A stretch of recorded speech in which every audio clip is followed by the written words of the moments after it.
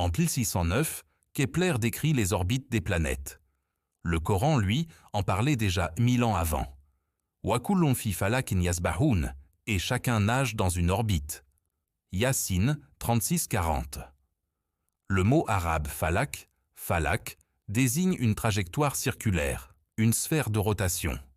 Et yasbahoun, c'est le verbe nager, celui du mouvement fluide et continu dans un milieu. La science moderne confirme, le Soleil n'est pas immobile. Il orbite autour du centre de la Voie lactée à 828 000 km/h. La Lune orbite autour de la Terre autour du Soleil. Chacun dans son orbite, précisément ce que dit le verset. Pas le Soleil se lève et se couche, comme on pourrait le croire naïvement.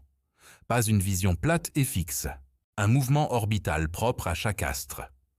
Au 7e siècle, la croyance dominante, même chez les savants grecs, c'était que le Soleil tournait autour de la Terre et qu'il était fixe dans sa trajectoire. Yasbahoun, il nage. Ce mot implique un mouvement dans un milieu, avec une résistance, une fluidité. Ce n'est pas « il tourne » mécaniquement. C'est une image qui correspond à ce que la physique appelle aujourd'hui le mouvement dans l'espace-temps courbe.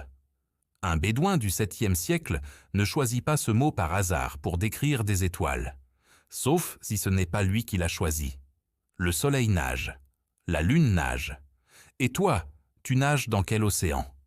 Partage cette vidéo, Sadaka Jariya.